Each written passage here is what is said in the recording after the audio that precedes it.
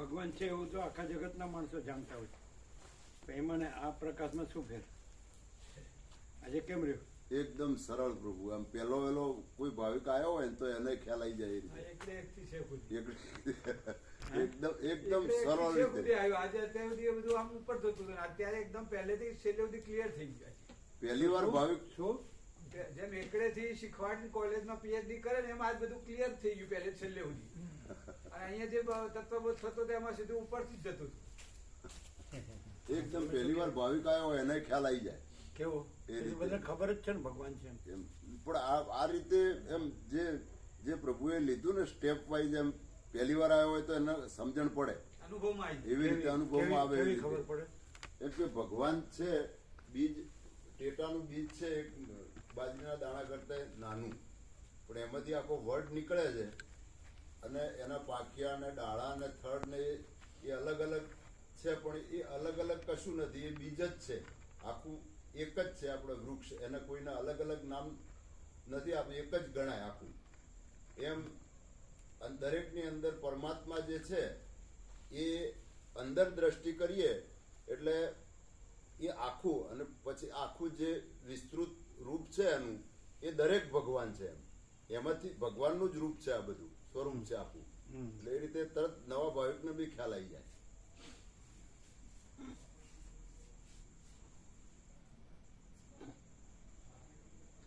પણ બીજને જ બીજ કહેવાય, બાકી વૃક્ષના બીજા કોઈ ભાગને બીજ ન કહેવાય. હા, એમ ભગવાનને જ ભગવાન કહેવાય. ભગવાનને પછી જ. એનું હા. ઉપર ધરેલું રૂપ છે એને ભગવાન ન એને કહેવાય. ભગવાન ના કહેવાય. એ પાછું તમારે રહી ગયું. હા. બધું બીજ છે એમનો કહેવાય, બીજ જ બીજ કહેવાય. બીજ જ બીજ છે, એમ ભગવાન જ ભગવાન અને છે. એટલે દ્રષ્ટાંત તો ટૂંકું પડે, પણ એમ કે બીજું બધું છે, હા સમજાય છે ને? હા તો એનાથી બીજ ન બને, બીજથી આ બધું બને.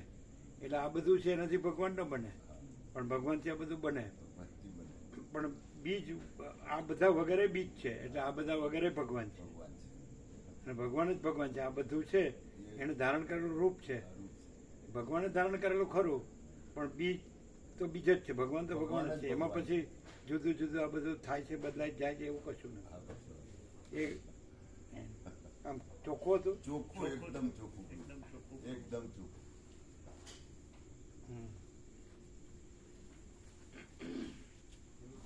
શું હતું નટુભાઈ, કેવું હતું? માળીઓને બી સમજાઈ ગયું પ્રભુ. હા.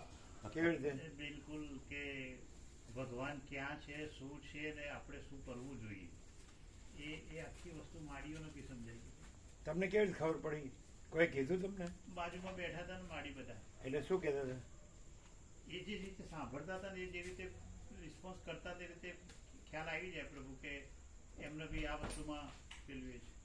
અને બિલકુલ એપ્રોપ્રિએટ બધું જ ઉદાહરણ સાથેની જે વસ્તુ, બહુ ટાઈમ પછી આ પ્રવચન સરળ રીતે પેલું એ મને અને આટલી માળીઓને આટલી બહુ શાંતિ ટાઈમ પછી? બેસાડવી. આ પ્રવચન સરળ રીતે સીધે સીધું ઉતરી ગયું એમ છે. તમને? હાજી પ્રભુ. બધાને બધાને. આટલી માળીઓને આટલી શાંત બેસાડવી ને એ અશક્ય વસ્તુ છે, પણ એકદમ સાયલેન્ટ બેઠી હતી બધી માળીઓ બી. કોઈ હલતું નતું? ના, સહેજે નહીં. બધા સ્થિર. હા, સ્થિર બધા. કોઈ અક્ષર જવા દેવો નતો એમ. હા, હા, કોઈને જરાય એકદમ ધ્યાનથી. કોઈ હલતું જ નતું. ના.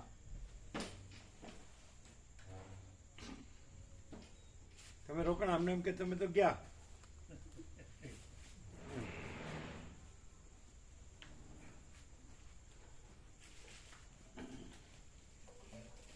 એટલે પ્રેક્ટિકલમાં એ લોકોને શું લાભ થાય? આ ગામડાના જે લોકો છે હા, એ તો બિચારા કામમાં ને કામમાં હા, જ રચ્યા પચ્યા સંસારમાં જ, વ્યવહારમાં. આ બધું આ બસ ખેતીવાડી, પશુપાલન બધા કેવા થઈ ગયા, ખલાસ થઈ ગયા. તો એને આનાથી શું થાય? આનાથી લાભ થાય પ્રભુ. આજે 12 મંદિરોમાં ને એમાં જે ભગવાન શોધતું હોય કે બીજા કોઈ તીર્થોમાં કે એમાં, એ ખ્યાલ આવી જાય કે ભાઈ ત્યાં જ નથી, સર્વત્ર છે અને બધું ભગવાન છે, બહાર નથી, એ અંદર જ છે. એકબીજા પ્રત્યેના ભાવ પ્રભુ એમના આમ સરળ થઈ જાય. જે કે ભગવાન સામેમાં છે એ આ જ ભગવાન છે ને આ જ પેલું એ છે, તો જે કોઈ કોમ્પ્લેક્સ કે કોઈ જાતનો પૂર્વગ્રહ હોય એ બહુ ઓછા થઈ આ જાય. રીતે સાંભળ્યું જ ના હોય ને કોઈ દિવસ. શું ઓછા થઈ જાય? પૂર્વગ્રહ હમ. એકબીજા પ્રત્યેના. શું કાંઈ?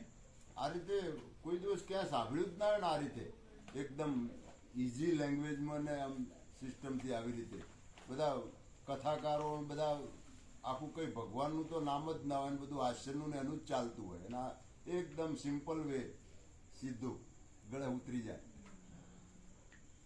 જ્યારે નાના બાળ ગોપાલને સમજાવતા હોય ને એ રીતે તરત બેસી જાય.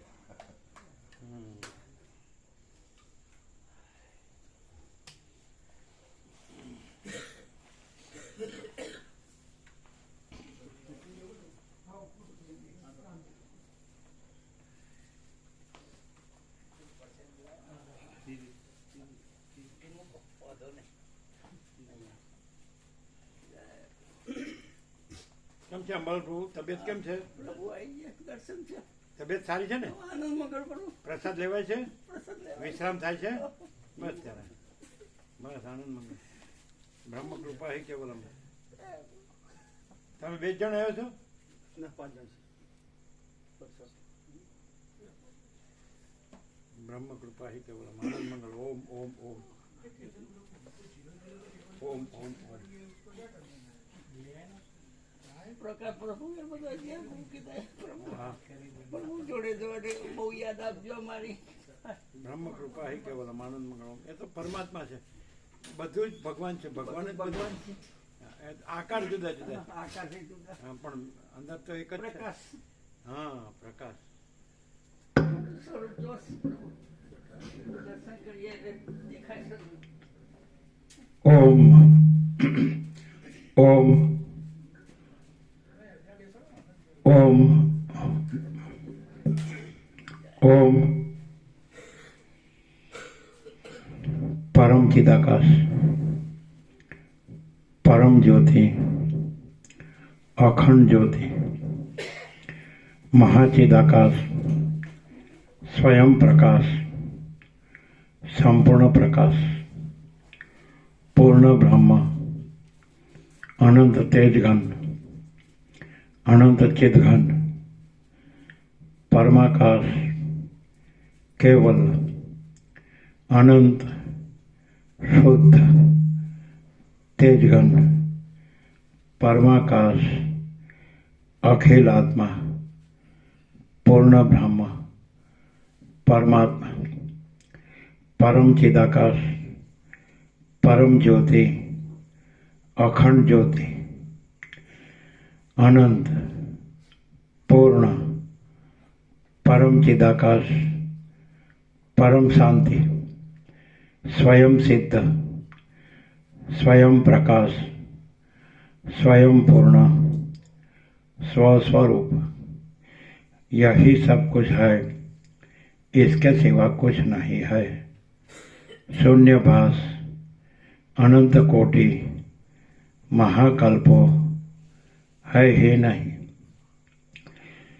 महाचिदाकाश स्वयं प्रकाश संपूर्ण प्रकाश महाचिदाकाश ज्योति अनंत अखंड अभेद महाचिदाकाश ज्योति महातत्व महासामान्य महाचिदाकाश स्वसंवेद्य सहज निर्विकल्प महाचिदाकाश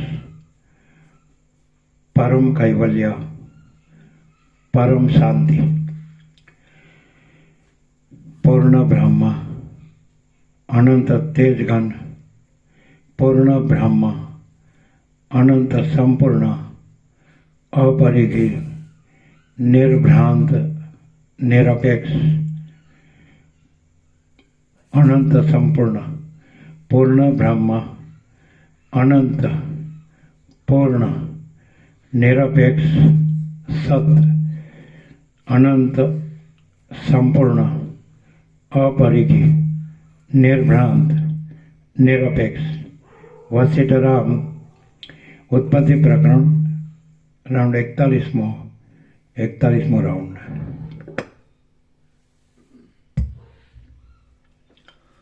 આદ્ય પરબ્રહ્મ સદગુરુ દેવ કી જય. ઓમ શ્રી પરમાત્મને નમઃ. સદગ્રંથોમાં શિરોમણી શ્રી યોગ વાસિષ્ઠ મહારામાયણ ઉત્પત્તિ પ્રકરણ સર્ગ 92મો મનની અચિંત્ય શક્તિ પેજ નંબર 337. Page number 337. મનની અચિંત્ય શક્તિ. આ 92મા સર્ગમાં મનની શક્તિ નિષ્ફળ નથી તથા પુરુષના યત્નના દ્રઢપણાથી મનની શક્તિ ઈષ્ટ વસ્તુ આપવાને સમર્થ થાય છે એમ કહેવામાં આવશે. વશિષ્ઠ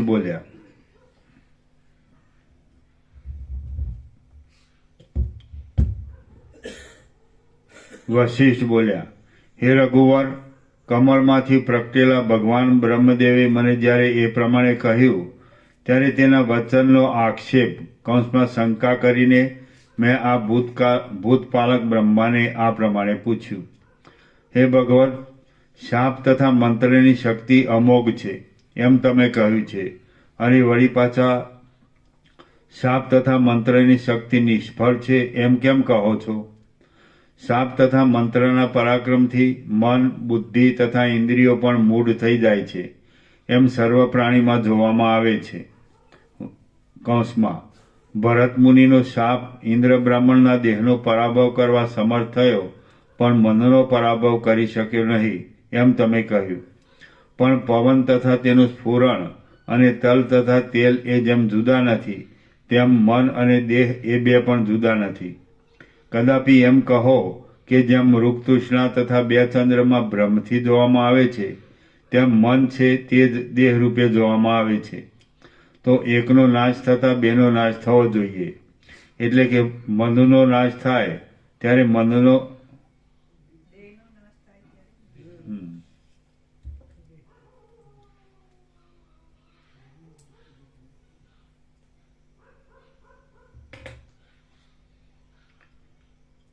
એટલે કે દેહનો નાશ થાય ત્યારે મનનો નાશ થવો જોઈએ.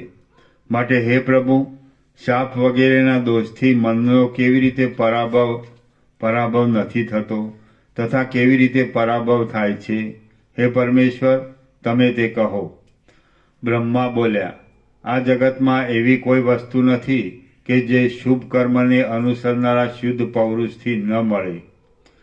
આ જગતમાં બ્રહ્મલોકથી માંડી ખડના તણખલા સુધી સર્વને બે શરીર હોય છે. તેમાંનું એક મનરૂપી શરીર હોય છે અને તે તરત કામ કરનાર તથા ચંચળ હોય છે. બીજું માંસ નિર્મિત શરીર હોય છે અને તે કાંઈ પણ કરી શકે તેવું નથી. એ બે શરીરમાંથી માંસરૂપી શરીરનો શાપ, અભિચાર તથા શસ્ત્ર વગેરેથી પરાભવ થાય છે. તે મૂકપ્રાય, મુવા જેવું, અશક્ત, દીન, ક્ષણવારમાં નાશ પામે તેવું, કમર ઉપરના પાણીના ટીપાની પેઠે ચંચળ અને દૈવ વગેરેથી પરવશ છે. ત્રણેય ભુવનમાં દેહધારી માણસને મનરૂપી બીજું શરીર હોય છે તે સ્વાધીન છે તો પણ અસ્વાધીન છે.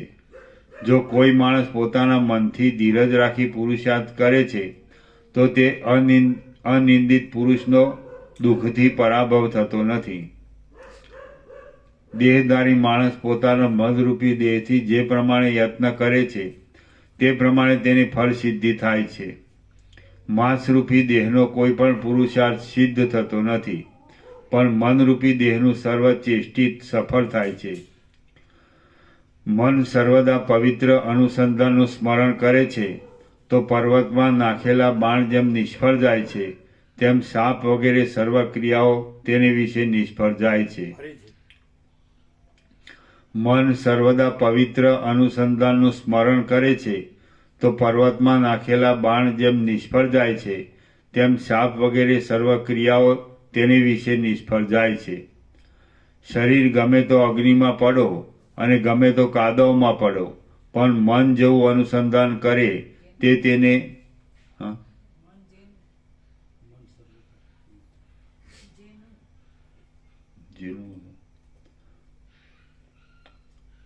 શરીર ગમે તો અગ્નિમાં પડો અને ગમે તો કાદવમાં પડો, પણ મન જેનું અનુસંધાન કરે તે તેને એક ક્ષણમાં પ્રાપ્ત થાય છે. હે મુનિ, સર્વ દેહાદી ભાવ મસળાઈ જાય તો પણ મન વડે કરેલો પુરુષાર્થ નિર્વિઘ્ન ફળ આપે છે, કારણ કે પુરુષાર્થ પણ મનનો જ ભેદ છે. ઇન્દ્ર નામના બ્રાહ્મણે પોતાના પુરુષાર્થના બળથી મનને પ્રિયારૂપ કર્યું, તેથી તેણે રાજાએ દીધેલું દુઃખ જરા પણ દીઠું નહીં. માંડવ્ય ઋષિને, એના નીચે ટાંચ છે, કોઈ વખત દેશમાં ચોર લોકો ચોરી કરી ત્યાંથી નાસી જઈ માંડવ્ય ઋષિના આશ્રમમાં સંતાયા. ત્યાર પછી રાજાના સેવકો ચોરને શોધતા શોધતા એ ઋષિના આશ્રમમાં આવ્યા અને ચોરને તથા ઋષિને પકડી ગયા. પછી ચોરની સાથે ઋષિને પણ સૂળી ઉપર ચડાવવામાં આવ્યા. એ કથા મહાભારતમાં છે. માંડવ્ય ઋષિને સૂળીમાં પરોવાયા હતા તો પણ તે પુરુષાર્થથી પોતાના મનને રાગ તથા જ્વરથી રહિત કરીને સર્વ કલેશને જીતી ગયા હતા. દીર્ઘ તપા નામના એક ઋષિ, એમના નીચે ટાંચ છે, દીર્ઘ તપા ઋષિને યજ્ઞ કરવો હતો. તેથી યજ્ઞનો સામાન ભેગો કરવા માટે ગયા ત્યાં કૂવામાં પડી ગયા અને યજ્ઞનો ધારેલો વખત આવી ગયો. તેથી કૂવામાં પડ્યા માનસિક યજ્ઞ કર્યો. તે દેવતાઓએ માની લીધો, તેથી તેમને દેવતાનું પદ મળ્યું. એ કથા મહાભારતમાં છે. દીર્ઘ તપા નામના એક ઋષિ અંધારા કૂવામાં પડી ગયા હતા. ત્યાં તેમણે માનસિક યજ્ઞ કર્યો, તેથી તેમને દેવનું પદ મળ્યું. ઇન્દ્ર બ્રાહ્મણના 10 પુત્રોએ પુરુષાર્થથી ધ્યાન વડે બ્રહ્માનું પદ સંપાદન કર્યું છે અને તે પદનું મારાથી પણ ખંડન થાય નહીં. બીજા પણ સાવધાન તથા ધીરજવાન ઋષિઓ પોતાના ચિત્તથી જરા પણ અનુસંધાનનો ત્યાગ કરતા નથી. બીજા પણ સાવધાન તથા ધીરજવાન ઋષિઓ પોતાના ચિત્તથી જરા પણ અનુસંધાનનો ત્યાગ કરતા નથી. શિલા ઉપર કમળ પુષ્પ પછડાવાથી શિલા ખંડિત થતી નથી, તેમ જે માણસનું ચિત્ત ધ્યાનમાં એકાગ્ર લાગેલું છે તેને આધિ, વ્યાધિ, સાપ તથા રાક્ષસ, પિશાચ વગેરે પણ પરાભવ કરી શકતા નથી. તેમ જે માણસનું ચિત્ત ધ્યાનમાં એકાગ્ર લાગેલું છે તેને આધિ, વ્યાધિ, શાપ તથા રાક્ષસ, પિશાચ વગેરે પણ પરાભવ કરી શકતા નથી. જે માણસ ધીરજથી મન વડે દ્રઢ પુરુષાર્થ કરી શકતો નથી તથા જે જ્ઞાનમાં અસમર્થ છે તેનો શાપથી તથા કામ ક્રોધથી પણ પરાભવ થાય છે. સાવધાન મનવાળા માણસનો આ સંસારમાં જાગ્રત અવસ્થામાં તેમજ સ્વપ્ન અવસ્થામાં પણ દોષથી જરા પણ પરાભવ થતો નથી. એટલા માટે દરેક માણસે પુરુષાર્થથી પોતાના જ મન વડે પોતાના મનને પવિત્ર માર્ગમાં જોડવું. હે મુનિ, જેમ બાળકને ભૂત પ્રથમ તો થોડું સરખું દેખાય છે અને પછી તેને મહાન ભયકારી લાગે છે અને પછી તે જ પ્રમાણે મનને થોડો જણાયેલો પદાર્થ વખત જતા પુષ્ટ થાય છે અને પછી સત્ય હોય તેમ તેનો અનુભવ થાય છે. કુંભારે માટીના પિંડામાંથી ઘડો બનાવ્યો, પછી તે ઘડો પૂર્વની માટીની સ્થિતિનો ત્યાગ કરે છે. તેવી રીતે માણસે કોઈ વાતનો પોતાના મનથી દ્રઢ નિશ્ચય કર્યા પછી તેની પ્રથમની સ્થિતિનો ત્યાગ થાય છે. હે મુનિ, પ્રથમ સ્પંદ રૂપે રહેલું પાણી મોટા મોજારૂપ થાય છે, તેવી રીતે પ્રથમ પ્રતિભાસ રૂપે રહેલું મન તેના અર્થપણાને પામે છે. ચંદ્રબિંબ એક છતાં નેત્રના દોષથી જેમ બે જોવામાં આવે છે તેમ દિવસે પણ રાત્રિ છે એવું પોતાના મનથી અનુસંધાન કરવાથી દિવસે રાત્રિનો અનુભવ થાય છે. માણસ પોતાના મનથી જેવું જુએ છે તેવું તેને ફળીભૂત થાય છે, તેમજ હર્ષ અને ખેદ સહિત તેવું ફળ ભોગવે છે. પ્રતિભાને અનુસરનારું ચિત્ત ચંદ્રબિંબમાં અગ્નિ છે એમ મનમાં વિચાર કરવાથી ચંદ્રબિંબમાં હજારો અગ્નિની શિખા દેખે છે, તેથી તેને દાહ થાય છે તથા દાહ થવાથી તાપ પણ થાય છે.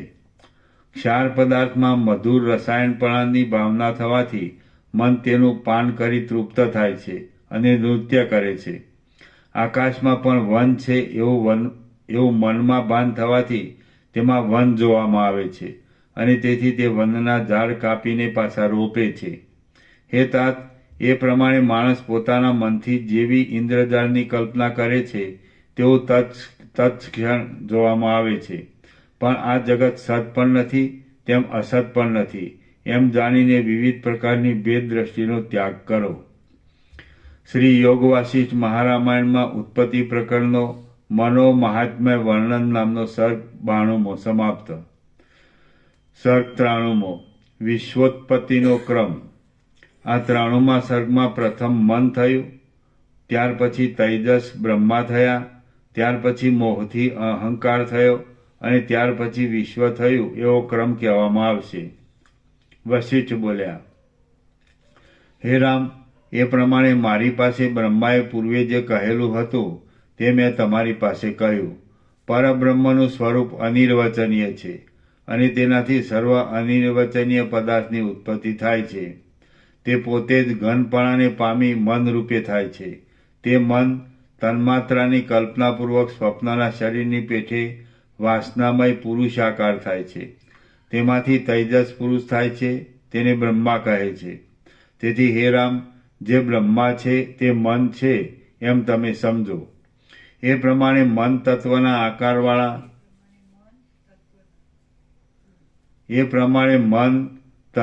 આકારવાળા અને સર્વ કાર્ય કરવાને સમર્થ એવા બ્રહ્મા સંકલ્પમય છે. તેથી તે જેવો સંકલ્પ કરે છે તેવું તે જુએ છે. તેણે અનાત્મા વિશે આત્માના અભિમાનવાળી અવિદ્યાની કલ્પના કરી તથા પર્વત તૃણ અને સમુદ્રમય આખું જગત ક્રમે કરીને રચ્યું. એ પ્રમાણે ક્રમ વડે બ્રહ્મ તત્વમાંથી આવેલી આ સૃષ્ટિ અન્ય સ્થળેથી આવેલી હોય એમ જણાય છે. એટલા માટે જેમ તરંગની ઉત્પત્તિ સમુદ્રમાંથી છે તેમ ત્રૈલોક્યની અંદર રહેનાર સર્વ પદાર્થની ઉત્પત્તિ બ્રહ્મમાંથી છે. એ પ્રમાણે વિવર્તપણાથી જગત ઉત્પન્ન થયું છે, પણ પરમાર્થથી ઉત્પન્ન થયું નથી. તેની અંદર બ્રહ્માનું મનોમય ચૈતન્ય અહંકારરૂપી ઉપાધિમાં પ્રવેશ થવાથી તે પરમેષ્ઠીપણાને પામે છે. વ્યષ્ટિ અહંકારમાં રહેલ ચિદાભાસ સર્વશક્તિથી અભિન્ન છે. જ્યારે જગતનો વિસ્તાર થાય છે ત્યારે તે શક્તિ પિતામહ રૂપે કરીને સમષ્ટિ મનોભાવથી પ્રથમ ઉલ્લાસ પામે છે. આમ ભમતા તે હજારો જીવ કહેવાય છે. તે જીવ પ્રથમ ચૈતન્ય આકાશમાં ઉત્પન્ન થાય છે, પછી તે માયાકાશમાં ભૂત તન્માત્રાથી વીંટાય છે, પછી આકાશમાંના પવનની અંદર 14 જાતના લોકમાં કર્મની વાસનાવાળા જે જીવ રહ્યા છે તેની પ્રાણ શક્તિ દ્વારા તે સ્થાવર અથવા જંગમ શરીરમાં પ્રવેશ કરે છે અને શુક્ર તથા શોણિત રૂપે બીજપણાને પામે છે. ત્યાર પછી તે જીવ યોનિ દ્વારા જગતમાં ઉત્પન્ન થાય છે અને કાકતાલીય યોગથી ઉત્પન્ન થયેલ વાસનાના પ્રવાહને યોગ્ય એવા કર્મફળને ભોગવે છે. ત્યાર પછી સારી અથવા નઠારી પુણ્યપાપરૂપી કર્મની દોરડીથી બંધાયેલું લિંગ શરીર ભમતા કોઈ વાર ઊંચા તો કોઈ વાર નીચા લોકમાં પડે છે. પ્રાણી માત્રનો તે સમૂહ કામમય છે. તેમાંના કેટલાક જીવ વાયુથી જેમ વનમાં સુકાયેલા પાંદડા ભમ્યા કરે છે તેમજ હજારો જન્મ સુધી જગતમાં આવે છે તથા કર્મરૂપી વાયુથી ભમ્યા કરે છે. અજ્ઞાનથી મોહ પામેલા કેટલાક જીવને ઘણા કલ્પ સુધી પૃથ્વીમાં જન્મ મરણ થયા કરે છે. કેટલાક જીવો અયોગ્ય જન્મો ભોગવીને હાલમાં શુભ જન્મ ધારણ કરીને પવિત્ર કર્મો કરે છે. વાયુથી ઉત્પન્ન થયેલ સમુદ્રના જળના બિંદુઓ જેમ સમુદ્રમાં લય પામે છે તેમ પરમ આત્મજ્ઞાનને પામેલા કેટલાક જીવો થોડા કાળમાં પરમ મોક્ષને પામી જાય છે. એ પ્રમાણે આવિર્ભાવ તથા તિરોભાવથી યુક્ત એવી સર્વજીવની ઉત્પત્તિ બ્રહ્મમાંથી થયેલી છે. તે ઉત્પત્તિ વાસનારૂપી વિષના વૈષમ્ય જ્વરને ધારણ કરનારી છે અને અનંત સંકટ તથા અનંત અનર્થના કાર્યનો સત્કાર કરનારી છે. તે અનેક પ્રકારની દિશા, દેશ તથા કાળમાં તેમજ પર્વત તથા ગુફામાં કર્મફળના ભોગ સારું સંચાર કરે છે. તેમાં ઉત્તમ વિચિત્રતા રહેલી છે અને તેની ચારે બાજુ ભ્રમ રહેલો છે. હે રામચંદ્ર, આ જગતનો મોહથી જંગલમાં ઉત્પન્ન થયેલી એક જૂની વેલ છે. અનેક વિક્ષેપવાળું મન તેનું શરીર છે. આ પ્રમાણે સારી રીતે વિચાર કરીને જો તે વેલને જ્ઞાનરૂપી કુહાડાથી કાપી નાખવામાં આવે તો તે પાછી ઉગતી નથી.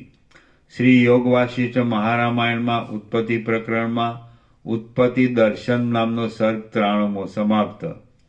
સર્ગ 94મો 12 જાતિના જીવોનું વર્ણન. આ 94મા સર્ગમાં ઉપાધિના ગુણના વૈચિત્ર્યપણાથી ચિરમુક્તિ તથા અચિરમુક્તિને પામનાર 12 જાતની જીવજાતિનું વર્ણન કરવામાં આવશે. વશિષ્ઠ બોલ્યા,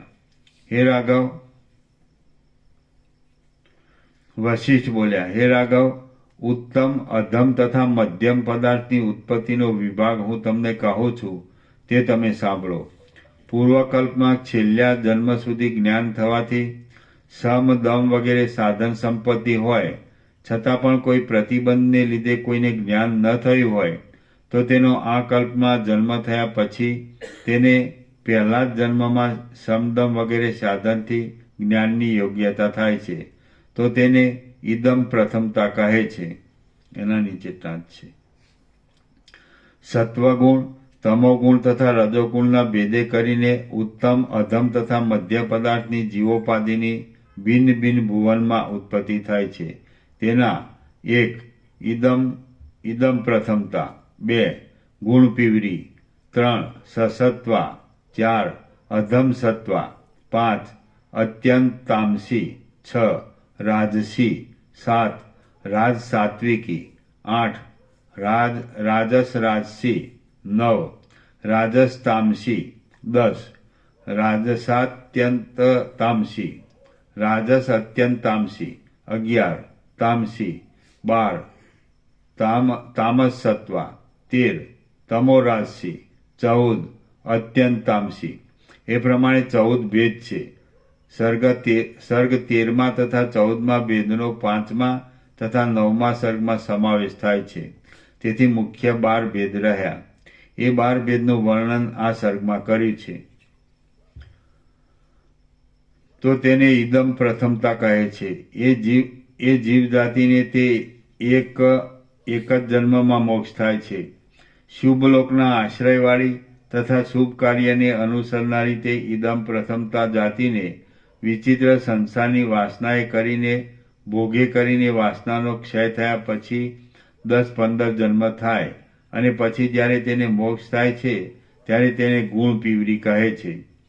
પૂર્વકલ્પમાં કરેલા પુણ્ય પાપનું અનુમાન કરનાર સુખ દુઃખ આ કલ્પમાં ભોગવ્યા બાદ જેનો 100 જન્મ પછી મોક્ષ થાય છે તેને સસત્વા કહે છે. પૂર્વકલ્પમાં કરેલા ઘણા દુષ્કર્મને લીધે કોઈમાં અત્યંત મલિનપણ હોય છે તથા તેનામાં વિચિત્ર સંસારની વાસના હોય છે. તેથી તે કલ્પમાં કરેલા ધર્મ તથા અધર્મનું અનુમાન કરનારને સુખ દુઃખ ભોગવ્યા પછી હજારો જન્મે મોક્ષ થાય છે અને તેને અધમ સત્વા કહે છે. અધમ સત્વાને જ્યારે અધ્યાત્મ જ્ઞાનના વિમુખપણાથી ઘણા જન્મ થયા પછી મોક્ષમાં સંદેહ હોય છે ત્યારે તેને અત્યંત તામસી કહે છે. પૂર્વકલ્પની વાસનાને અનુસરીને ચરિત્ર કરનારને 2-3 જન્મ થયા પછી જ્યારે મનુષ્ય જન્મ આવે છે ત્યારે તે સ્વર્ગ અથવા નરકની પ્રાપ્તિ થાય અને મોક્ષમાં સંદેહ રહે એવા કર્મો કરે છે તો તેને રાજસી કહે છે. રાજસ દુઃખનો અનુભવ થયા પછી વૈરાગ્ય થવાને લીધે જેને જ્ઞાન થાય છે તથા મરણ માત્રથી જ મોક્ષને યોગ્ય થાય છે તેને તેવા કાર્યના અનુમાનથી રાજસ સાત્વિકી કહે છે. રાજસ સાત્વિકીને મનુષ્યથી અતિરિક્ત એવા યક્ષ તથા ગંધર્વના જન્મ મળે છે અને ક્રમે કરી તે જ્ઞાન પ્રાપ્તિ થયા પછી મોક્ષનો અધિકારી થાય છે ત્યારે તેને રાજસ રાશિ કહે છે. રાજસ રાશિને સેંકડો જન્મ થયા પછી મોક્ષનો અધિકાર પ્રાપ્ત થાય છે તથા રાજસ અને તામસ કર્મના ફળ ભોગવવા પડે છે. એવો જે આરંભ કરે છે તેને રાજસ તામસી કહે છે. રાજસ તામસી એવા કાર્યોનો આરંભ કરે કે જેથી હજારો જન્મો સુધી મોક્ષમાં સંદેહ રહે ત્યારે તેને રાજસ અત્યંત તામસી કહે છે. એક કલ્પમાં હજારો જન્મ ભોગવ્યા પછી કલ્પાંતરમાં જેનો મોક્ષ થાય તે જાતિને તામસી કહે છે. તામસી એવા કાર્યનો આરંભ કરે કે જેથી તેનો એક જ જન્મમાં મોક્ષ થાય ત્યારે તેને તામસ સત્વા કહે છે. રજોગુણ તથા તમોગુણના ફળથી યુક્ત જેને ઘણા જન્મ થયા પછી મોક્ષ થાય છે તેને તમો રાજસી કહે છે. પ્રથમ હજારો જન્મો થયા હોય તો પણ જે જાતિને શતાવધિ જન્મ થયા પછી મોક્ષની યોગ્યતા થાય તે જાતિને તામસ તામસી કહે છે. પ્રથમ લાખો જન્મ થયા હોય અને તે પછી લાખો જન્મ થતા સુધી પણ જેને મોક્ષમાં સંદેહ રહે તે જાતિને અત્યંત તામસી કહે છે. આ પ્રમાણે એના નીચે ટીકા છે. પ્રથમ ટીકામાં 12 જાતિનું વર્ણન કરવામાં આવશે એમ લખ્યું છે, પણ ગ્રંથમાં ઉપર 15 ભેદ થાય છે. ટીકામાં 14 ભેદ લખાય છે અને 13 તથા 14નો 5 અને 9માં સમાવેશ છે એમ લખ્યું છે. તેમાં પણ તામસ તામસી લખેલ નથી. આ પ્રમાણે સર્વ જાતિ બ્રહ્મમાંથી જ ઉત્પન્ન થયેલી છે. કાંઈક ચલાયમાન થયેલા સમુદ્રમાંથી જેવી રીતે મોજા ઉત્પન્ન થાય છે તેવી રીતે સર્વ જીવરાશિ બ્રહ્મમાંથી ઉત્પન્ન થયેલ છે.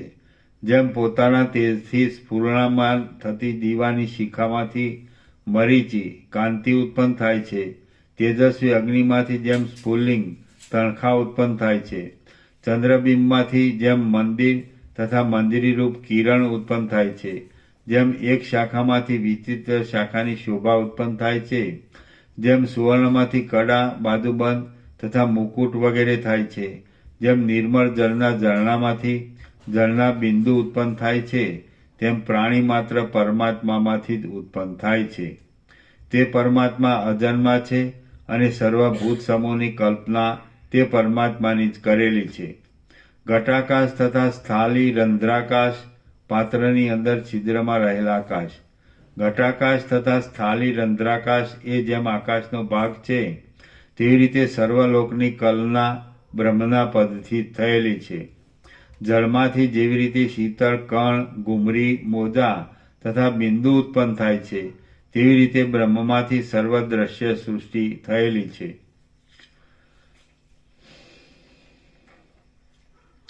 સૂર્યના તેજમાંથી જેમ મૃગતૃષ્ણા ઉત્પન્ન થાય છે, ચંદ્રબિંબમાંથી જેમ જ્યોત્સના ઉત્પન્ન થાય છે તથા તેજમાંથી જેમ પ્રકાશ ઉત્પન્ન થાય છે અને છતાં તે તેનાથી જુદા નથી, તેમ ઉત્પન્ન થયેલ સર્વભૂત પ્રાણી માત્રનો સમૂહ બ્રહ્મથી ભિન્ન નથી.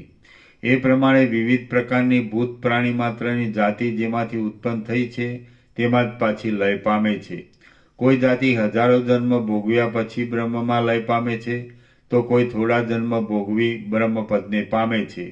એ પ્રમાણે અગ્નિમાંથી ઉત્પન્ન થયેલા તણખાની પેઠે વિવિધ પ્રકારના જગતમાં પરમાત્માની ઈચ્છાથી ઈશ્વરના વ્યવહારવાળી ઉપર લખેલી ભૂત સમૂહની જાતિ આવે છે, જાય છે, પડે છે અને ઊંચે ચડે છે. શ્રી યોગ વાસિષ્ઠ મહારામાયણમાં ઉત્પત્તિ પ્રકરણનો બ્રાહ્મણ સર્વમુત્પદ્યતે ઇતિ કથન નામનો સર્ગ 94મો સમાપ્ત.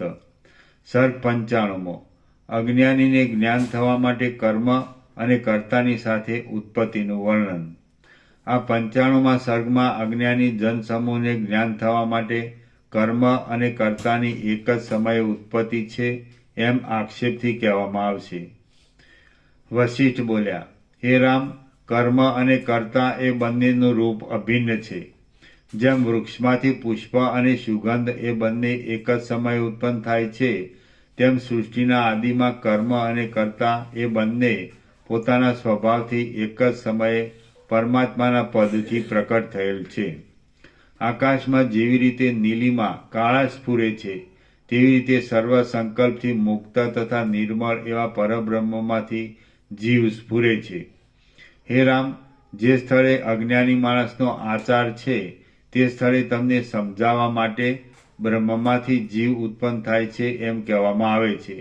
પણ હે રાઘવ, જ્ઞાનવાનના આચારમાં બ્રહ્મમાંથી આ થયું છે અથવા નથી થયું એમ કહેવામાં શોભતું નથી. હે રામ, જ્યાં સુધી બીજી કોઈ કલ્પના પ્રથામાં આવી નથી ત્યાં સુધી લોકમાં ઉપદેશ્ય તથા ઉપદેશ યોગ્યતા શોભતી નથી. એટલા માટે જ્યાં સુધી વ્યવહાર છે ત્યાં સુધી ભેદ દ્રષ્ટિથી દ્વૈત કલ્પનાનો અંગીકાર કરી આ બ્રહ્મ તથા જીવ એમ કહેવામાં આવે છે, પણ તે વાણીનો ક્રમ છે. પરબ્રહ્મ તો અસંગ અને અદ્વિતીય છે, તેમાંથી જગત ઉત્પન્ન થાય છે અને તે રૂપ જ છે. મેરુ તથા મંદર પર્વત સમાન હજારો જીવ સમૂહ ઉત્પન્ન થઈને તે બ્રહ્મરૂપ પરમપદમાં લય પામે છે. જેમ વૃક્ષમાં અનેક પ્રકારના પલ્લવો સ્ફુરે છે, તેમ દિશાઓરૂપી કુંજોમાં અનંત પ્રકારના હજારો જીવ સમૂહો સ્ફુરે છે. જેમ વસંત ઋતુમાં નવા અંકુર ઉત્પન્ન થાય છે, તેમ પરમાત્મા વિશે જીવ સમૂહ ઉત્પન્ન થાય છે. જેમ ગ્રીષ્મ ઋતુમાં વસંતના રસો વિલય પામે છે, તેમ તે પરમાત્મામાં જીવો પાછા લય પામે છે. આ પ્રમાણે પરમાત્મામાં જીવ સમૂહો નિરંતર રહે છે, થાય છે અને લય પામે છે. હે રામ, પુષ્પ તથા સુગંધ એ જેમ અભિન્ન છે, તેમ પુરુષ તથા કર્મ અભિન્ન છે. તે બંને પરમાત્મામાંથી જ ઉત્પન્ન થાય છે અને તેની વિશે જ લય પામે છે. દૈત્યગણ, ઉરગગણ, મનુષ્ય તથા દેવતા વગેરે વસ્તુતઃ ઉત્પન્ન થયા નથી, તો પણ વાસનામય ઉપાધિના ભાવથી ઉત્પન્ન થાય છે તથા તત્કાળ સ્ફૂર્ણા પામે છે. એવી રીતે ઉત્પન્ન થઈ વિહાર કરવામાં આત્માનું વિસ્મરણ જ એક મુખ્ય કારણ છે. તે વિના જન્માંતરનું ફળ આપનાર બીજું કાંઈ પણ કારણ નથી. રામ બોલ્યા, પ્રામાણિક દ્રષ્ટિવાળા તથા રાગરહિત એવા મનુ વગેરેએ ધર્મ તથા અધર્મ રૂપી અર્થમાં અવિરુદ્ધપણાથી સ્મૃતિ પુરાણ વગેરેમાં જે નિર્ણય કરેલા છે તેને શાસ્ત્ર કહેવામાં આવે છે. જેઓ અત્યંત શુદ્ધ છે, સત્વગુણથી યુક્ત છે, ધીરજવાન છે, સમદ્રષ્ટિવાળા છે અને અનિર્વચનીય બ્રહ્મની સાક્ષાત્કાર કળાથી યુક્ત છે, તે સાધુ પુરુષ કહેવાય છે. જેઓ અત્યંત શુદ્ધ છે, સત્વગુણથી યુક્ત છે, ધીરજવાન છે, સમદ્રષ્ટિવાળા છે અને અનિર્વચનીય બ્રહ્મની સાક્ષાત્કાર કળાથી યુક્ત છે, તે સાધુ પુરુષ કહેવાય છે. જેમને તત્વજ્ઞાન નથી, તેમના સર્વ કાર્યની સિદ્ધિ માટે ઉપર કહેલ સત્પુરુષનો આચાર તથા શાસ્ત્ર એ બે નેત્ર છે. જેમને તત્વજ્ઞાન નથી, તેમના સર્વ કાર્યની સિદ્ધિ માટે ઉપર કહેલ સત્પુરુષનો આચાર તથા શાસ્ત્ર એ બે નેત્ર છે. કૌંસમાં એટલે કે સત્પુરુષના આચાર તથા શાસ્ત્રને અનુસરીને જે માણસ વર્તે છે, તેને તત્વજ્ઞાન ન હોય તો પણ સર્વ કાર્યની સિદ્ધિ થાય છે. શાસ્ત્રમાં સત્પુરુષના વ્યવહારનો અર્થ કહ્યો છે. જે માણસ તેને અનુસરીને ચાલતો નથી, તેનો સર્વ કોઈ ત્યાગ કરે છે તથા તે દુઃખમાં ડૂબી જાય છે. હે પ્રભુ, આ લોકમાં તથા વેદમાં એવી શ્રુતિ છે કે કર્મ અને કર્તા એ બંને ક્રમે કરી સાથે રહેનાર છે. એટલે કે કર્મે કરી કર્તા થાય છે તથા કર્તા કર્મને ઉત્પન્ન કરે છે, અને આ બીજાંકુર ન્યાય લોકમાં તથા વેદમાં સિદ્ધ છે. જેમ બીજમાંથી અંકુર ઉત્પન્ન થાય છે, તેમ કર્મમાંથી જીવ ઉત્પન્ન થાય છે. અંકુરમાંથી જેમ પાછું બીજ થાય છે, તેમ જીવમાંથી પાછા કર્મ ઉત્પન્ન થાય છે. જે વાસનાએ કરીને જંતુ ભવપંજરમાં જન્મે છે, તે વાસનાને અનુસરીને તેને ફળનો અનુભવ થાય છે. આ પ્રકારની સ્થિતિ છે, છતાં તમે કર્મરૂપી બીજ વિના કેવળ બ્રહ્મપદથી ભૂત પ્રાણી માત્રની ઉત્પત્તિ કહી છે, તેનું કારણ શું?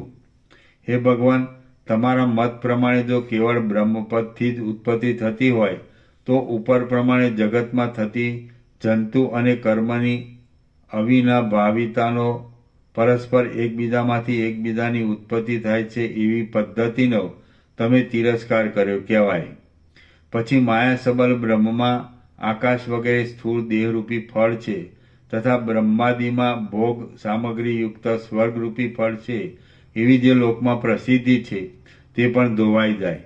જો કર્મ નિષ્ફળ હોય તો નરક આદિના ભયના અભાવથી અને લોકમાં સંકર થવાને લીધે મોટા માછલા નાના માછલાને મારી નાખે છે, તેવી રીતે માત્સ્યનાયથી લોકનો નાશ થાય.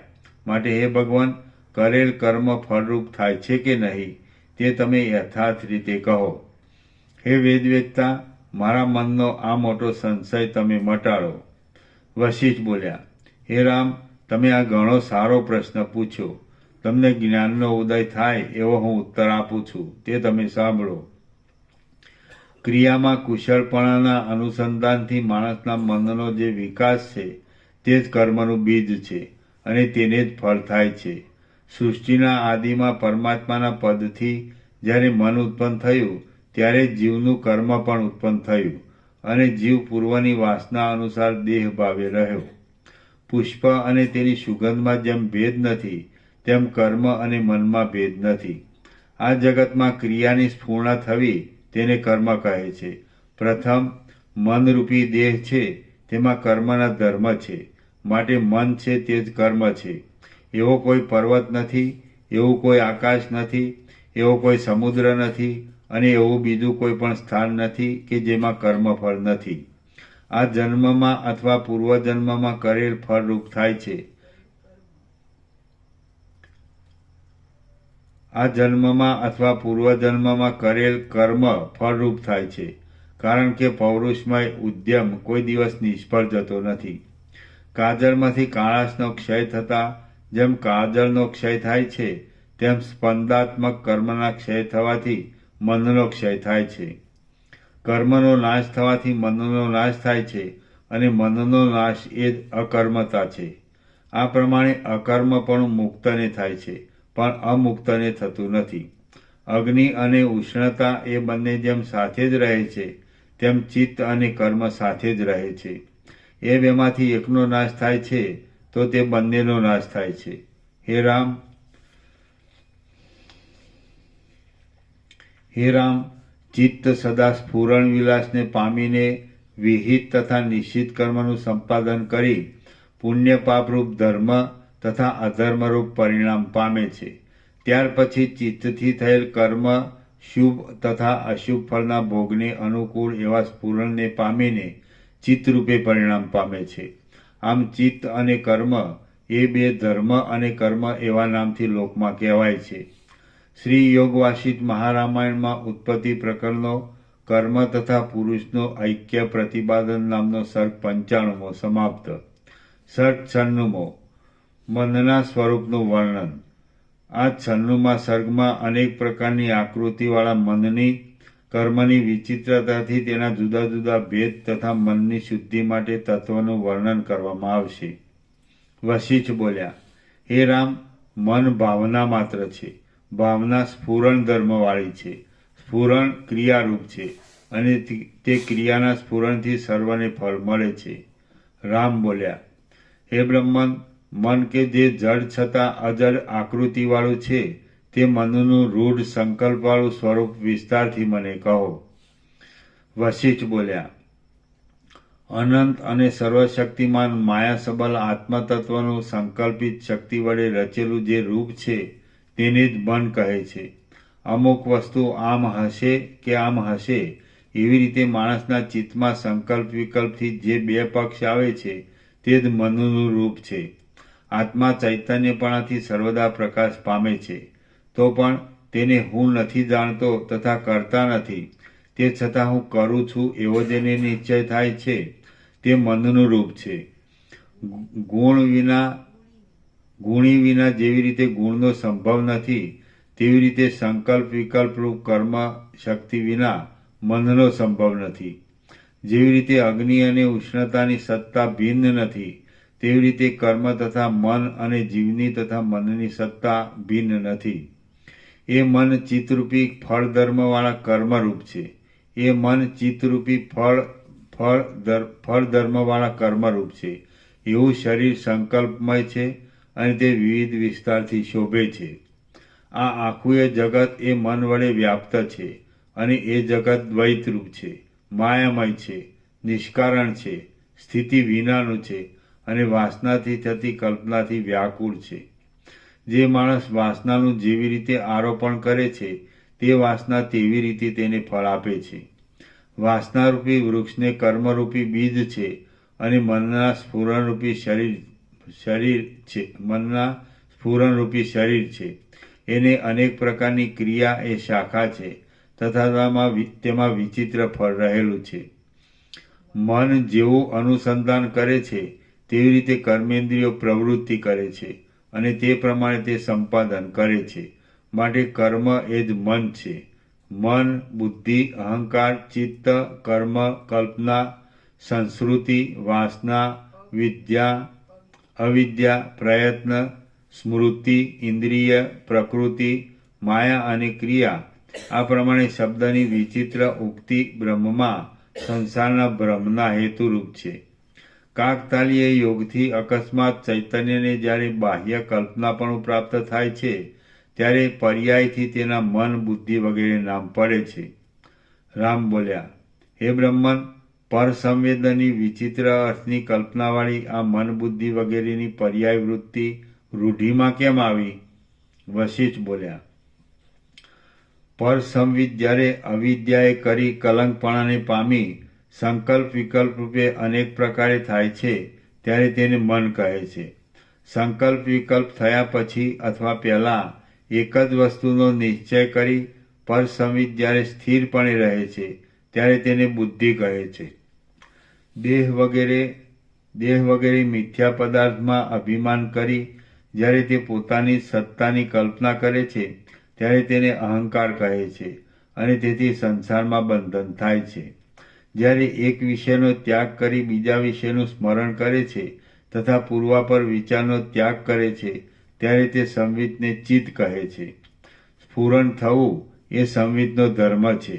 એટલે તે અસત સ્ફુરણાને લીધે જ્યારે કર્તાના શરીરને તથા અવયવને દેશાંતરનો સંયોગ સંપાદન કરે ત્યારે તે સંવિતને કર્મ કહે છે. એક ઘનરૂપ પરમાત્મા સ્વરૂપના નિશ્ચયનો અકસ્માત ત્યાગ કરી જ્યારે સંવિત ઈચ્છા પ્રમાણે અન્ય વસ્તુની કલ્પના કરે છે ત્યારે તેને કલ્પના કહે છે.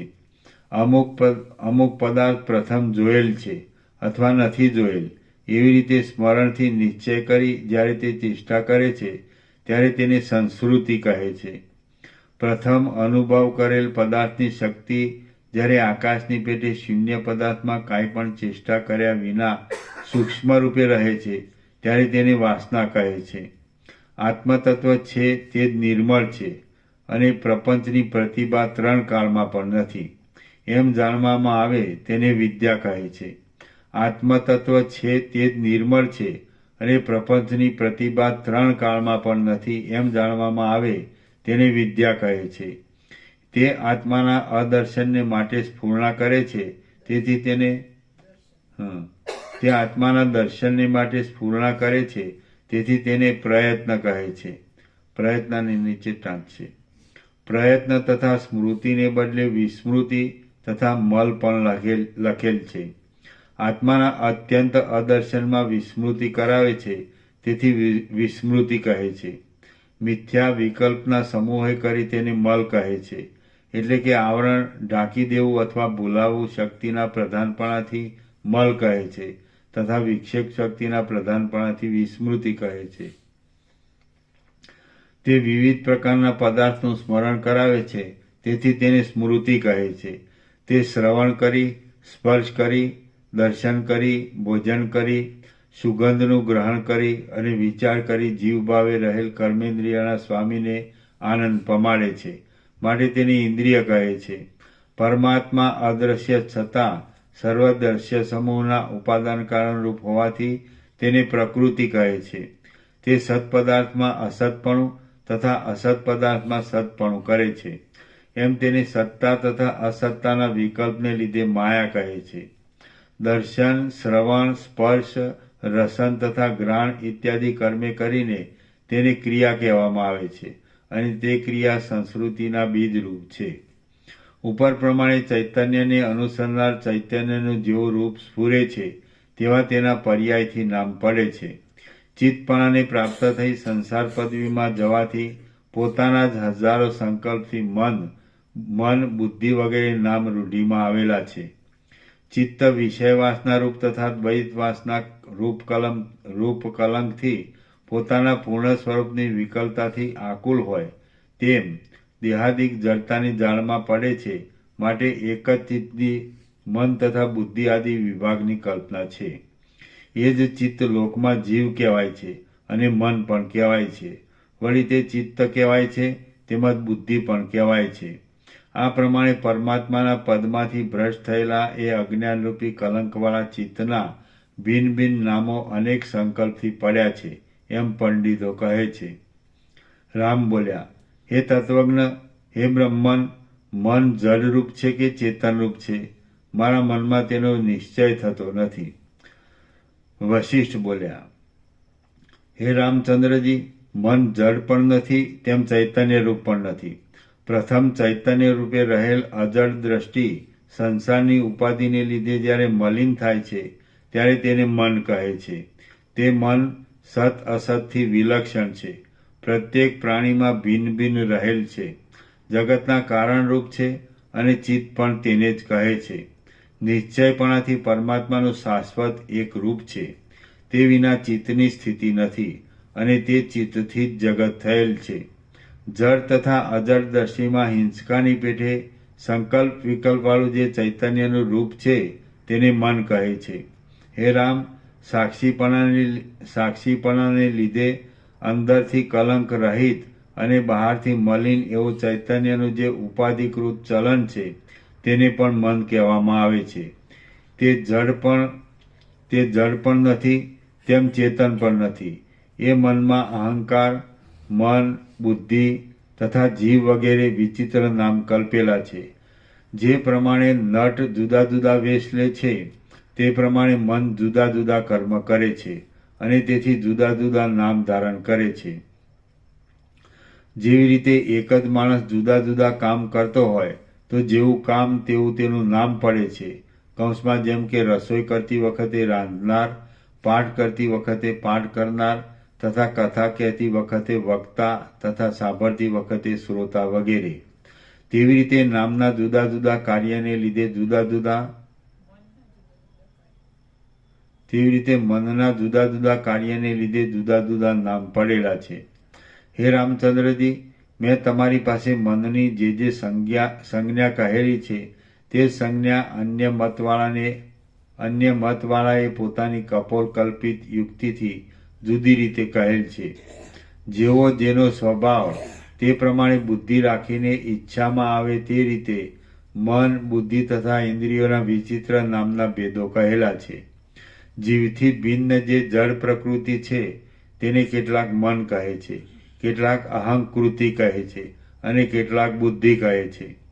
હે રઘુનંદન, અહંકાર, મન તથા બુદ્ધિ વગેરે સૃષ્ટિની કલ્પના છે તથા તે એકરૂપ જ છે. પણ ન્યાય મતવાળાએ તેની જુદી કલ્પના કરી છે. સાંખ્ય મતવાળાએ તેથી જુદી કલ્પના કરી છે અને ચાર્વાક મતવાળાએ સાંખ્યથી પણ જુદી કલ્પના કરી છે. વળી જૈમિની મનવાળાએ તેથી પણ વિચિત્ર કલ્પના કરી છે. તે જ પ્રમાણે આર્હત, બૌદ્ધ, વૈશેષિક તથા પાંચ રાત્ર એ સર્વેએ પણ પોતાની બુદ્ધિ પ્રમાણે જુદી જુદી કલ્પના કરી છે.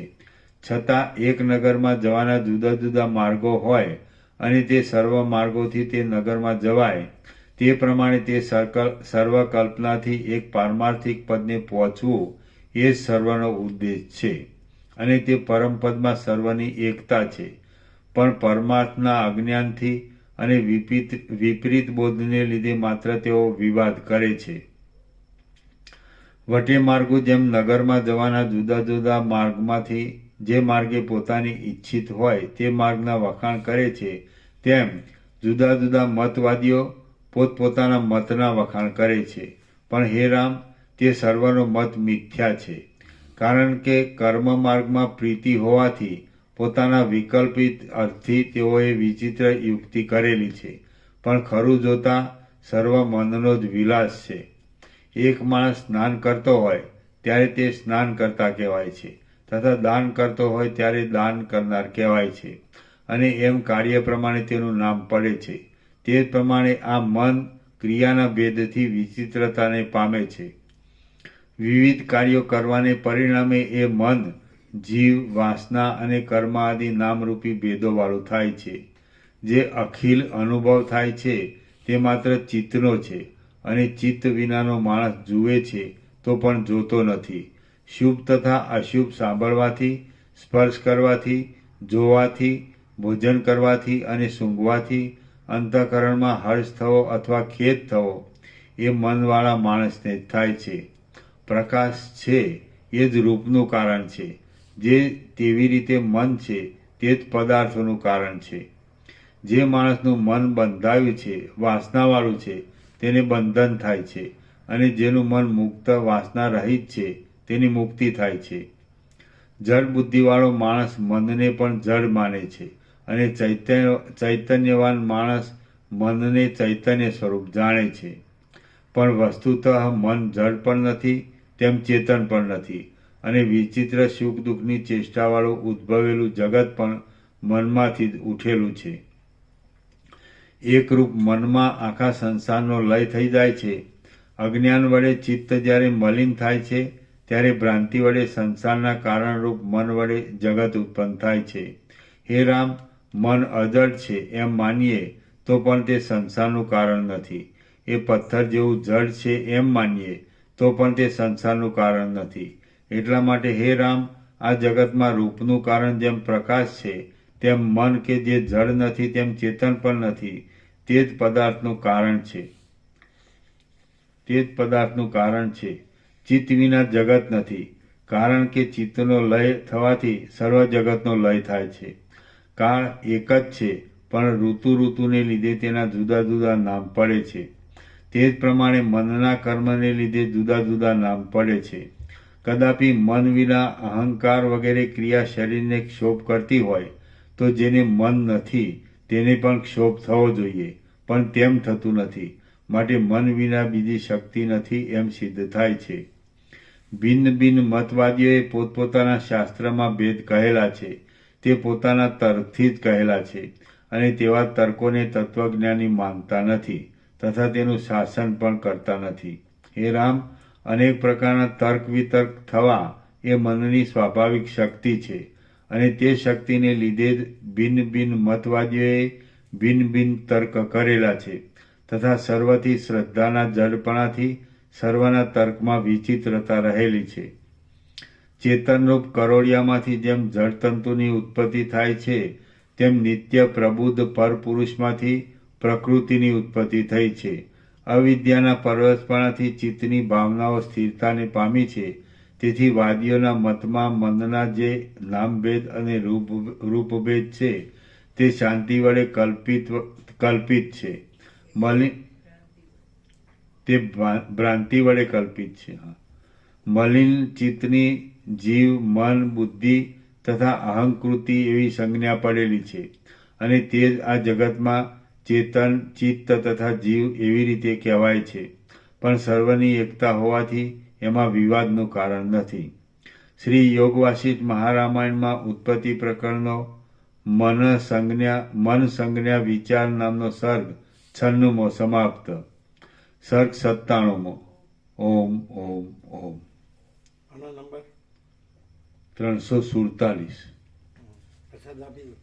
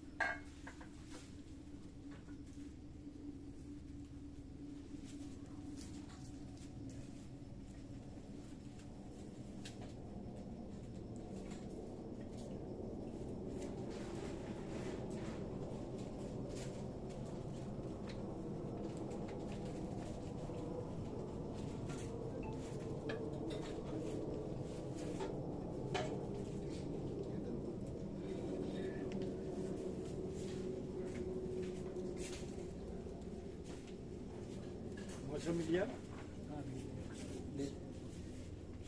અને મોસંબી બાકી છે.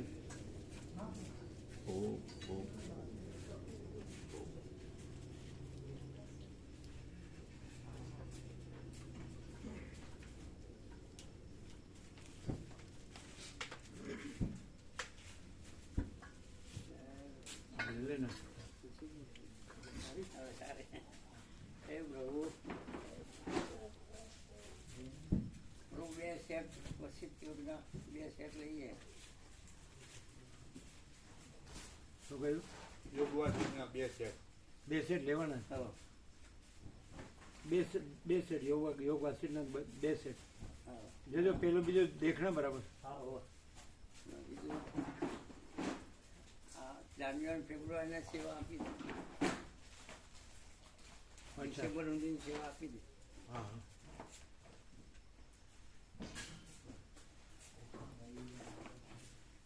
કોને આપું? હવે તો નથી સેવા જરૂર નથી. નહીં નહીં, સેવા પૂરતી છે, વ્યાપક સેવા. તો વ્યાપક- હવે લેતા નથી. હા હા એ સેવા વ્યાપકમાં આપીએ. આ વ્યાપકમાં થાય. હા આમ પહેલી સેવા જે હતી એ હવે એ પૂરતી છે, બરાબર. એટલે એ નથી લેતા. આ તો વ્યાપક સેવા જે અનુકૂળ રહે તે વપરાય. એ તો મા અન્નપૂર્ણા જ. આમાં ટ્રેઝરર મા અન્નપૂર્ણા એક જ, મા અન્નપૂર્ણામાં જ બધું. બરાબર તો આપી શકું. હા એમાં તો હમ મા અન્નપૂર્ણામાં તો કોને આપું? માતાજીના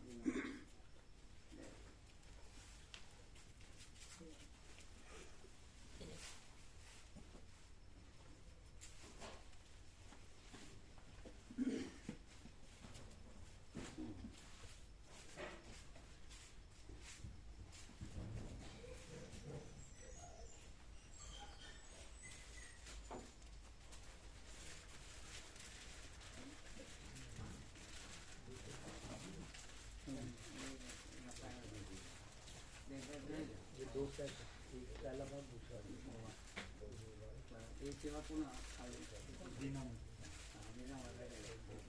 કેટલી સેવા? 801 એટલે 16. પેલા મજા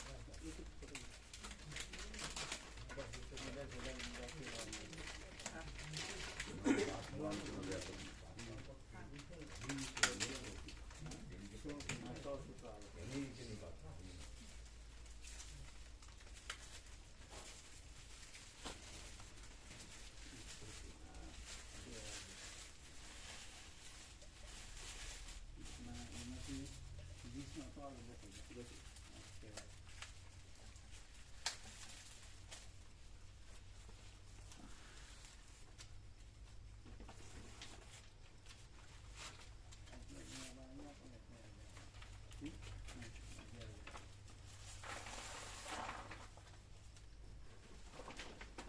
મને મોસંબી નથી આપી. હા લઈ આવીએ.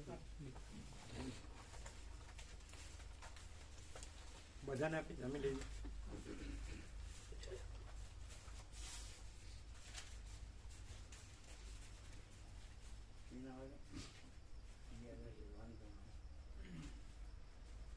પ્રભુ વાત કરે 11 વિચાર વ્યાપક અન્નપૂર્ણા. આ તો વ્યાપક એટલે જનરલમાં જ એમાં જ આવે. રોજનું જે મા અન્નપૂર્ણા છે ને, આપણે 17,000 સવાર લખી लिखा लिखा હા લખ્યું. 17,000 सेवा दिया ना अशोक બધું અશોક પ્રભુ, हाँ, लिखा हुआ સુરત. सूरत हाँ।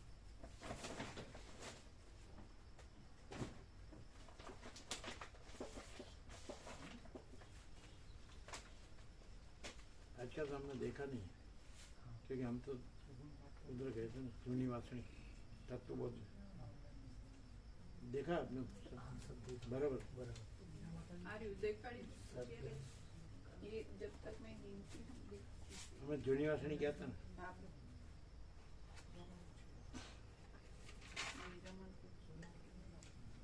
आगे लिखी. બધું થઈ ગયું ફાઇનલ. રમણ પ્રભુ તો ગયા ને, हाँ ये क्या રમણ પ્રભુ હતા આજ સુધી, સાંજે ગયા. હા વોટ્સઅપમાં સાંભળીએ પ્રભુ કેનેડાથી આવ્યા. રમણ પ્રભુ હા.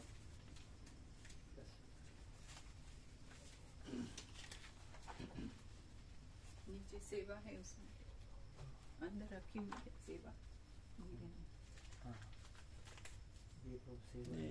वो तो बराबर सब लाट लाट खाली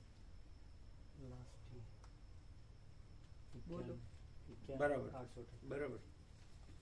इधर એટલે આ લોકો इधर लिखा. આ લોકો 30મી તારીખે રમણ જયંતિ છે, 30 તારીખ. આજે 21 થઈ ને, હા 8 દિવસ પછી 30 ડિસેમ્બર. ભગવાનનો વ્યાપક વાર્ષિકોત્સવ. હા ભગવાન રમણ મહર્ષિ. બરાબર. એટલે સવારે 7 વાગે બધા આવશે. એટલે આ લોકો પ્રસાદ લેવા કઈ તારીખે જવાના? 28 નહીં, ના હવે વહેલા જવા. પ્રસાદ લેવા વહેલા જવાના છે ને? હા કયું નથી પણ વહેલા જવાના. એને કાંઈ 28 ખબર સુધી નહીં.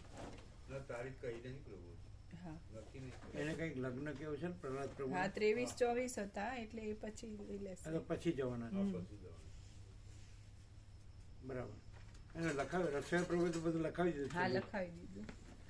અને એમાં ગઈ વખતે બહુ બધું મંગાવ્યું, થોડી વસ્તુઓ કેન્સલ, એટલે અહીંયા છે જ આપણે તૈયાર કરીને રાખી દીધી છે, એટલે લિસ્ટમાં નહીં. કેમ અહીંયા માટે લાવવાનું છે એવું કહેતા હતા ને? એ તો લાવ્યા જ. એ તો આજે મહાપ્રસાદ બને ને ઉત્સવનો, ભગવાનના વ્યાપક વાર્ષિકોત્સવનો, એમાં જે અમુક વસ્તુઓ હાજર હોય જ એટલી લીધી છે. એ એ જ તો દર તમારે વખતે. પ્રહલાદ પ્રભુને કેવું પડે ને. હા કીધું ને, એમને કીધું ને એટલી વસ્તુ. કોફી ને એવી નાની નાની વસ્તુઓ જે પેકેટ પડ્યા હોય ને એમને પેકેટ. આ તો એને કીધું ને. હા એમને લખાવી દીધું કે આટલું છે ને જુદું રાખીએ દીધું. બસ તે પ્રમાણે લાવવાનું. હા એટલે 30મી તારીખ 30 ડિસેમ્બર એમની જન્મ તારીખ છે, ભગવાન રમણ મહર્ષિ. એટલે વ્યાપક વાર્ષિકોત્સવ ચાલતા લિસ્ટ આપેલું છે ને, જોજો.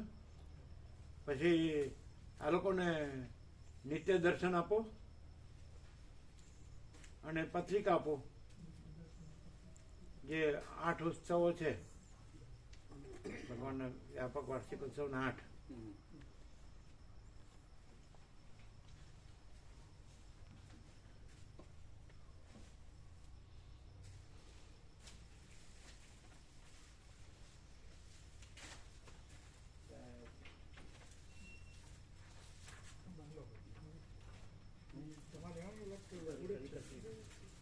કોઈને આપતી હોય તો લઈ જાઓ.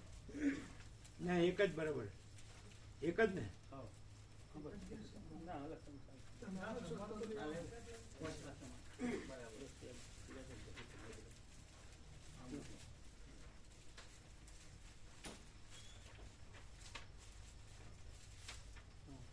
બધાને પ્રસાદ આપજો. ફૂલ પ્રસાદ લેવાનો છે ને? એમણે લીધો. પ્રસાદ લેવાનો. એમણે લીધો. લઈ લીધો? હા અચ્છા. ફૂલ લીધો બરાબર. હવે બરાબર ફૂલ પ્રસાદ. અચ્છા. જય ઓમ ઓમ ઓમ ઓમ બ્રહ્મ કૃપા હિ કેવલમ આનંદ મંગલ. ઓમ ઓમ ઓમ ઓમ ઓમ. એટલે અત્યારે અમદાવાદ જવાનું? હા, અમદાવાદ. હા, બેબી અમદાવાદ હોય, અમદાવાદથી નજીક પડે. તો આમ ખાણા નહીં? ના કાણા નહીં રહેતા, અમે તો કલોલ રહીએ. કલોલ કલોલ એટલે કલોલથી પછી વધારે ટાઈમ થાય. કલોલ ખરા ને? હા તો અત્યારે અમદાવાદ છો? અમદાવાદ. બરાબર. 30 તારીખે ક્યાંથી આવવાનું? એ હવે જોઈએ કલોલથી આવીએ કે અમદાવાદથી આવીએ. બરાબર. અનુપુર હોય તે ગોઠવીશું. હા એ તો બરાબર. હા. બધાને કહેવાનું. હા હા. જય ઓમ ઓમ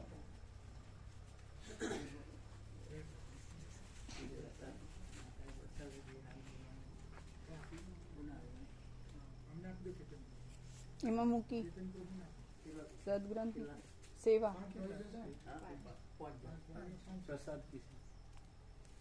500 શું છે? પ્રસાદની સેવા 500.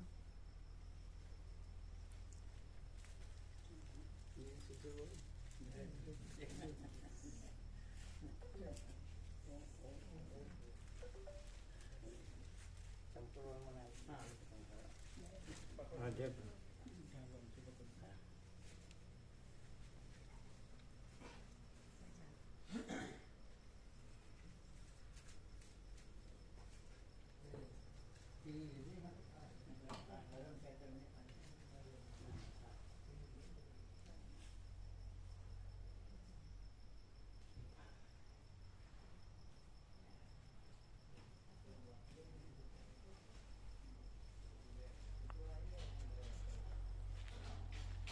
ये बाकी हुए प्रसाद ले लो, ये ले लेंगे ना सब। हाँ ले लेंगे।